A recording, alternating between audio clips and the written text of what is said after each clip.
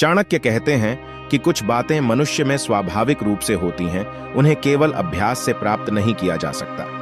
दान में रुचि, मधुर भाषण की इच्छा, मधुरता, वीरता, ये गुण मनुष्य को स्वभाव से ही प्राप्त होते हैं।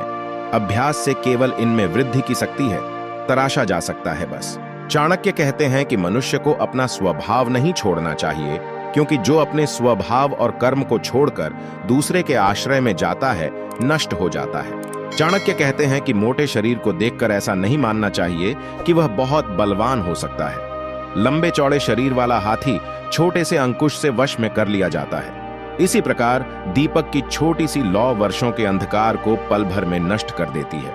इतना ही नहीं, अपने से कई गुना लंबाई चौड़ाई में वह प्रकाश फैलाती है। बड़े बड़े पहाड़ों और शिलाओं को हथौड़े की चोट से तोड़ा जा सकता है, जबकि हथौड़े का आकार भार पहाड़ों और शिलाओं से बहुत कम होता है। इसलिए लंबे चौड़े शरीर को देखकर यह नहीं मान लेना चाहिए कि वह बलवान है। चाणक्य के अनुसार विद्यार्थी को विद्या की प्राप्ति के समय घर से मोह नहीं रखना चाहिए। यदि वह घर के मोह में फंसा रहेगा तो उसे विद्या प्राप्त नहीं होगी। उनका कहना है कि दुष्ट व्यक्ति को जितना भी समझाया जाए वह दुष्ट ही रहता है। उसका सज्जन बनना उसी प्रकार असंभव है जैसे नीम के पेड़ को दूध, घी, चीनी आदि से सींचने पर भी उसमें मिठास पैदा नहीं की जा सकती। इसी संबंध में वे आगे कहते हैं कि जिस मनुष्य का अंतकरण शुद्ध नहीं, यदि वह अनेक बार तीर्थ यात्रा भी करता है तो भी वह पवित्र नहीं हो सकता। आचार्य का मानना है कि गुणों की श्रेष्ठता को समझना प्रत्येक व्यक्ति के बस की बात नहीं है। जो उसके गुणों को नहीं समझता वह उसकी निंदा करने लगता है। विद्यार्थी के लिए कुछ और हिदायत देते हुए चाणक्य कहते हैं कि विद्यार्थी को काम, क्रोध, लोभ, मोह, खेल तमाशे और श्रृंगार तथा अधिक सोने से बचना चाहिए, क्योंकि ये दुर्गुण हैं और इनसे उसके मन में विक्षेप पैदा होता है। इनसे उसकी ऊर्जा का व्यय होता है, जिससे एकाग्रता पर असर पड़ता है।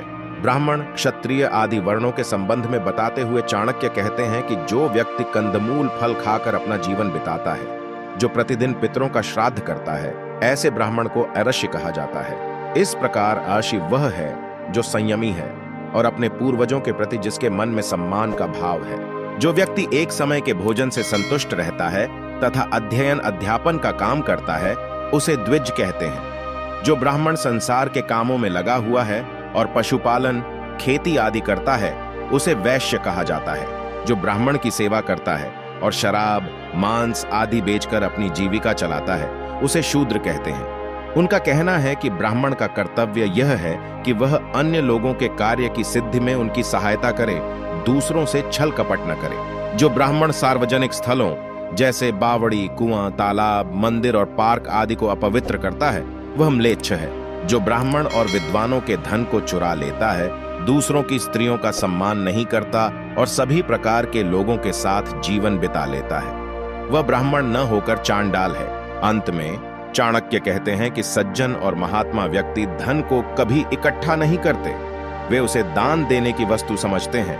वे इसका प्रयोग धर्म द्वारा यश प्राप्ति के लिए करते हैं, जबकि कंजूस धन का प्रयोग अपनों पर और स्वयं पर भी नहीं करते। ऐसा धन नष्ट हो जाता है। तब कंजूस के पास पछतावा करने के अलावा कुछ नहीं बचता। दुष्ट के धन की गति भी विषयों के भोग में होती है। विषय भोग क्षणिक होने के कारण अपना फल भी उसी रूप में देते हैं, वह सुख दुख देते हैं।